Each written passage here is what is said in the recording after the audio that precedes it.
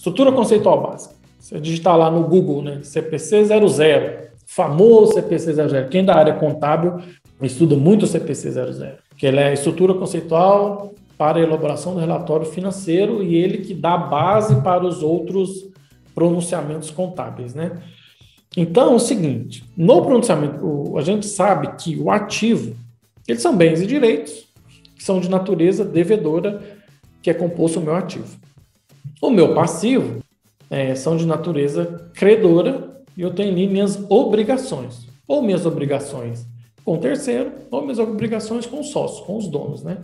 Origem dos recursos, aplicação dos recursos. Então, o que é um ativo? Ativo, por exemplo, né, são bens e os direitos. Mas o que é um ativo? É isso que a norma traz. É aquele que pode trazer benefício econômico para a empresa, né? Ou seja, o que é um ativo? Aquilo que pode trazer um benefício econômico. Olha só o conceito aqui, ó. Ativo é um recurso econômico presente controlado pela entidade como resultado de eventos passados. A empresa controla aquele ativo? A empresa controla aquele bem? Ela tem controle daquele direito? Aquele bem que está ali, ó, aquele direito que ela controla, foi oriundo de eventos passados? Sei lá, um exemplo simplista. Teve um contrato, uma compra, teve alguma permuta, alguma coisa nesse sentido? Então, ele pode ser caracterizado como ativo.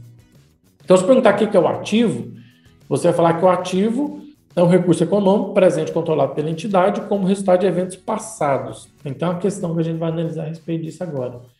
E o que é resultado econômico? Né? É um direito que tem o potencial de produzir benefícios econômicos. Então, por exemplo, quando a empresa colocou, no exemplo passado, aquela máquina, vamos pegar o exemplo anterior, vamos tentar dar exemplo. No exemplo do que nós fizemos da integralização do capital, aquela máquina colocada pelos sócios foi oriundo de um evento passado, ou seja, a origem foi um contrato social e foi a integralização do capital, certo? Então, é o evento passado. A empresa controla aquele ativo? Controla, porque está à disposição da empresa e ela controla, sim, ela tem domínio daquele ativo. E gera resultado econômico?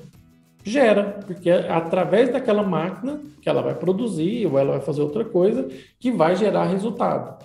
Então, quando falamos de ativo, estamos falando de recurso econômico presente, ou seja, controlado pela entidade, como resultado de eventos passados, e o recurso econômico é um direito que tem potencial de produzir benefícios econômicos. Aquela loja colocada pelos sócios pode gerar benefício econômico para a empresa? Pode. Você vai vender, você vai gerar riqueza e vai gerar benefício econômico. Então, resumindo, ativo, conjunto ali de bens e direitos, mas esse bem ele tem que ser oriundo de um evento passado, ele tem que ser controlado pela empresa e ele tem que gerar benefício econômico. Esse é o enquadramento correto do ativo. Oriundo de eventos passados, a empresa tem que controlar esse ativo e, principalmente, tem que gerar benefício econômico. Cumpriu, então, é um ativo, beleza? Então, controlado pela empresa, eventos passados e benefício econômico. Então, esse é o conceito de ativo. Já o conceito do passivo é uma obrigação presente, ou seja, aqueles impostos a recolher, por exemplo, uma obrigação presente da entidade transferir um recurso econômico como resultado de eventos passados também.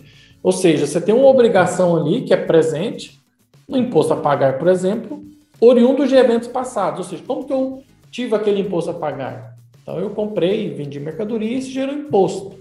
Então, é uma obrigação, ou seja, é um dever que a empresa tem que pagar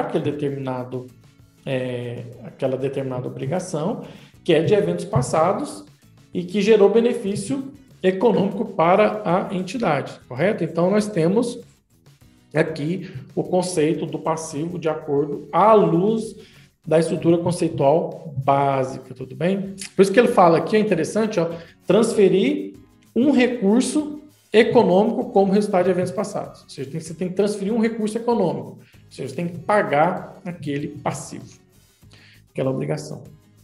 E o patrimônio líquido é a participação residual nos ativos da entidade após a dedução de todos os seus passivos. Olha só, participação residual nos ativos da entidade após a dedução de todos os passivos. Isso te lembra uma coisa? Equação básica do patrimônio. O que é o meu patrimônio líquido? É o valor residual. Se eu somar todo o meu ativo e subtrair o meu passivo, vou ter o valor do meu patrimônio líquido. Ou esse patrimônio líquido vai estar numa situação líquida positiva, ou ele vai estar numa situação líquida negativa.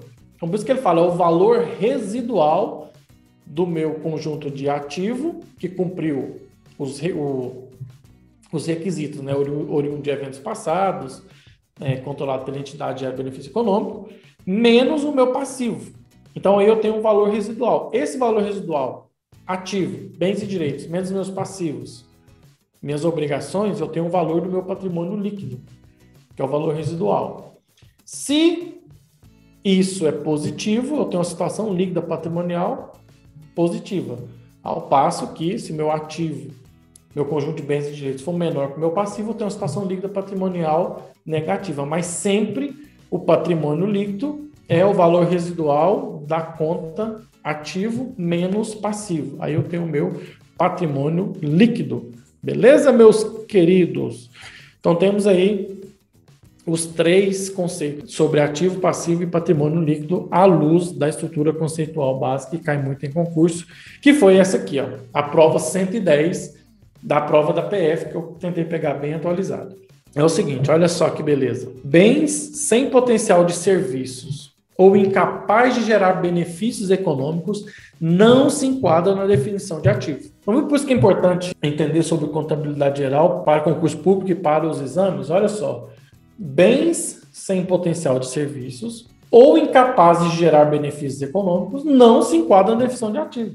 Está correta essa informação. Ou seja, eu tenho um bem, ou seja, eu tenho um ativo ali que é um bem, mas ele não tem potencial de gerar benefício econômico, então ele não se enquadra, porque para enquadrar no conceito de ativo, eu tenho que ser, olha lá, um ativo é um recurso controlado pela empresa, é um recurso econômico presente controlado pela entidade, como resultado de eventos passados, e esse recurso econômico é um direito que tem o potencial de produzir benefícios econômicos. Então, quando você tem um bem que não tem potencial para gerar benefícios econômicos para a entidade, isso não é um ativo.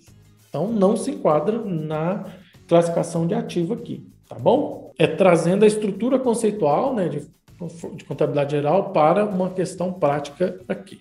Aqui é o seguinte, ó, para concurso público, meus irmãos, é o seguinte, a telinha ficou grande, antivisual isso aqui, né? Ou seja, antivisual, o que é antivisual? É que tem muita coisa escrita, mas é o seguinte, olha, no ativo, você tem ativo circulante, o realizável a longo prazo, em investimentos, no ativo imobilizado e no intangível. No ativo circulante, sugiro aqui que vocês estudem o CPC 26. Vamos ter uma live específica aqui sobre o CPC 26, tá? Que é a apresentação das demonstrações contábeis. No circulante, você coloca as disponibilidades, os direitos realizáveis no curso do exercício social subsequente e as aplicações de recursos em despesa no exercício seguinte. Então, resumindo, você tem um direito que vence no próximo período, ou seja, você tem um cliente a pagar, ele vai te pagar no próximo exercício, então ele é circulante, ele faz parte do seu ciclo operacional, tá bom? As disponibilidades, o que é a disponibilidade? Caixa, banco e as aplicações financeiras de alta liquidez. No ativo realizável a longo prazo, os direitos realizáveis após o término do exercício seguinte. Então, se você tem ali, seria não circulante aqui, né? Melhor dizendo, alguma dívida que vence no final do exercício subsequente, ou seja, você está em 2020, não vence em 2021, vence só em 2022, então você vai colocar lá no não circulante. E também, quando você tem ali as sociedades coligadas ou controladas, né? Investimentos também, as participações permanentes em outras sociedades, vai ali em investimentos. No ativo imobilizado, os direitos que tem por objeto bens corpóreos destinados à manutenção das atividades da companhia, porque se não fosse era estoque, né? Imobilizado é aquilo que não está para venda, é aquilo para manutenção e para operação da empresa. E no intangível, são aqueles bens incorpóreos, né?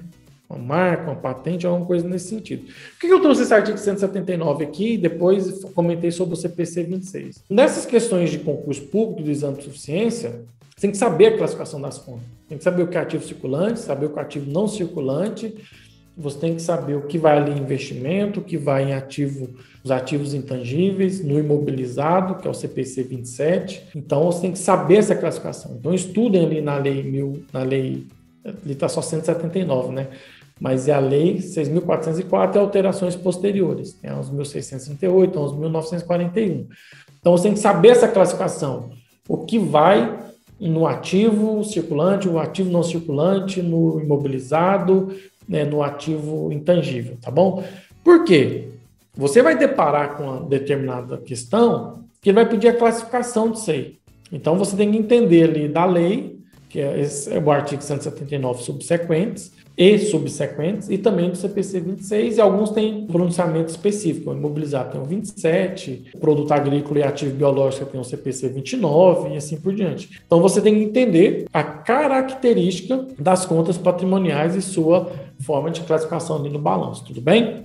Essa é a dica e o artigo que fala sobre o ativo e a lei, e falei do CPC 26, tem o 27, tem o 29, beleza? No passivo, você tem as obrigações da companhia, inclusive financiamentos para aquisição de direitos do ativo não circulante, serão classificados no passivo circulante quando vencerem no exercício seguinte, e no passivo não circulante, se tiverem vencimento no prazo maior. Tem um erro aqui. Então, você tem o passivo de duas formas ali. Você tem o passivo circulante e o passivo não circulante. Então, eu tenho uma obrigação presente, que vai demandar recurso econômico, né, para pagamento, e vence no próximo exercício, classifica ali no passivo circulante. Vai vencer no final, após o final do exercício seguinte, você classifica no passivo não circulante. Beleza?